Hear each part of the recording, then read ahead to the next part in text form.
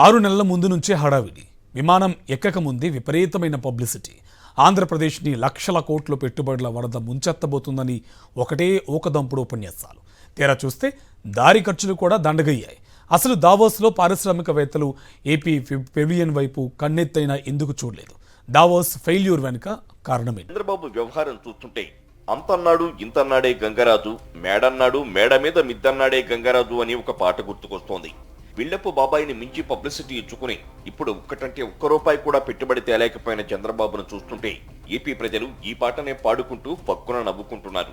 ప్రత్యేక విమానాలు, ప్రత్యేక రూములు, ప్రత్యేక పెవిలియన్లు, ఇక డబ్బా కొట్టుకోవడానికి ఎల్లో మీడియా, పబ్లిసిటీ ఇవ్వడానికి నేషనల్ మీడియా. అబ్బో ఒక్కటేమిటి, చెప్పుకుంటూ పోతే చాంతాడంత లిస్టే ఉంది. కానీ చివరికి చూస్తే బిల్డప్ ఎక్కువ, బిజినెస్ తక్కువ అన్న చందంగా తయారైంది. ఏమీ చేతకాక, చేయలేక చేతులెత్తేసి ముఖం ఎవరికీ చూపించుకోలేక నేల చూపులు చూస్తూ తిరుగుముఖం పట్టాల్సిన దుస్థితి నారావారికి పట్టింది.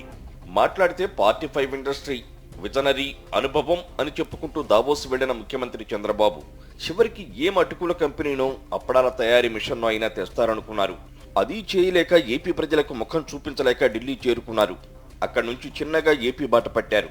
మొత్తం దావోసు చరిత్రలో అత్యంత దారుణమైన ఫెయిల్యూర్ ప్రభుత్వంగా ఏపీకి బ్రాండ్ ఇమేజ్ని తెచ్చిన ఘనత కూడా చంద్రబాబుకే దక్కింది. దావోస్లో ఏపీ పెవిలియన్ వైపు ఒక్కరంటే ఒక్క పారిశ్రామికవేత్త కూడా కన్నెత్తైనా చూడలేదు.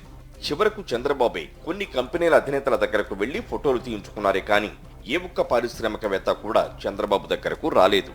ఈ స్పెషల్ ఫ్లైట్లు, కోట్లు, బూట్లు, సూట్లు కని ఇలా ఖర్చులకే 20 కోట్ల పైగా అయింది. కనీసం ఆ దారి ఖర్చులకి అయిన డబ్బైనా ఎంఓయూలు చేసుకొచ్చారంటే సిగ్గుచేటు. మాటలేమో ఇంత చెప్తారు కానీ పని చూస్తే జీరో. కేవలం తన కొడుకుని ప్రమోట్ చేసుకోవడానికే దావోస్కి వెళ్ళాడు. ఈ రాష్ట్రానికో, రాష్ట్ర ప్రజలకో, ముఖ్యంగా రాష్ట్ర యువతకో ఉపయోగపడే విధంగా ఏది చేయాలన్న ఆలోచన లేదు అనేది ఈ పర్యటనతో అందరికీ అర్థమైపోయింది. పైసా పెట్టుబడులు రాలా, ఒక్క ఎంఓయూ కుదరలేదు. ఆంధ్రప్రదేశ్ రాష్ట్రంలో కనీసం ఒక్క రూపాయి పెట్టుబడి వచ్చి ఇక్కడ యువతకు ఉద్యోగాలు వచ్చేటువంటి సదుపాయాలు ఏమాత్రం కూడా కనపడలేదు. దావోస్ పర్యటన మొత్తం ఆత్మస్తుతి, పరనిందాలటువంటి పరిస్థితులుగా ఉంది. చంద్రబాబు నాయుడు మాటలు, ఉత్తమ మాటలు నమ్మితే ఈ రాష్ట్రానికి అత్యంత ప్రమాదం జరగబోతూ ఉంది. ఈయన మోడీ, అమిత్ షా సేవలో ఉన్నాడు తప్ప ఆంధ్రప్రదేశ్ ప్రజల సేవలో లేడు. తనకున్న కేసుల్ని, ఆ కేసుల నుంచి భయపడటానికి చంద్రబాబు నాయుడు ప్రాధాయపడుతున్న విషయం అందరికీ అర్థమైంది దావోస్ సందర్భం. అసలు దావోస్లో చంద్రబాబు ఇంత ఘోరంగా ఫెయిల్ కావడానికి కారణం స్వయం కృతాపరాధమే. రెడ్ బుక్ రాజ్యాంగం అమలు చేస్తున్న వైనాన్ని దావోస్ వెళ్లి మరీ గొప్పగా ప్రకటించుకున్నారు. దీంతో పారిశ్రామికవేత్తలు తీవ్రంగా భయపడిపోయారు. గతంలో వైఎస్ జగన్ ప్రభుత్వ హయాంలో విశాఖపట్నంలో గ్లోబల్ సమ్మిట్ పెడితే దానికి పెద్ద పెద్ద పారిశ్రామికవేత్తలే కదలి వచ్చారు. అంబానీ, అదానీ, జిందాల్ లాంటి వారు ఏపీకి క్యూ కట్టారు. ఎంఓయూలు కూడా కుదుర్చుకున్నారు. జగన్ దగ్గరకే బడా పారిశ్రామికవేత్తలు అప్పట్లో రాగా ఇప్పుడు చంద్రబాబు ప్రత్యేక విమానాలు వేసుకుని దావోస్ వెళ్లినా ఎవరూ ఆయన ముఖం కూడా చూడలేదని వైఎస్ఆర్ కాంగ్రెస్ పార్టీ విమర్శలు చేసింది. జగన్ గారు రిక్వెస్ట్ చేస్తే ఇన్వెస్ట్ చేయడానికి దేశంలో ఉన్నటువంటి పేరు మోసిన పెట్టుబడిదారులు, ప్రపంచవ్యాప్తంగా ఉన్నటువంటి పెట్టుబడిదారులు ముందుకు వచ్చారు. ఈరోజు ఎందుకు ఎవరు ముందుకు రాలేదు? ఒక్కరంటే ఒక్కరు వచ్చారా? చంద్రబాబు గారు వెళ్ళి కలిసారే తప్ప చంద్రబాబు గారిని కలవడానికి ఎవరైనా వచ్చారా దావోస్లో?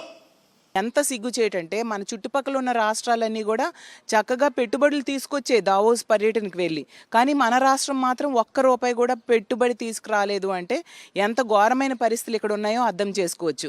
ఈ రాష్ట్ర ప్రజల భవిష్యత్తుని దృష్టిలో ఉంచుకొనైనా ఈ కక్ష సాధింపు రాజకీయాలు పక్కన పెట్టి ప్రశాంతమైన వాతావరణం ఈ రాష్ట్రంలో నెలకొనేట్టుగా చేయాలి. పారిశ్రామికవేత్తలకు రెడ్ కార్పెట్ వేయాలని కోరుకుంటూ ఉన్నాను.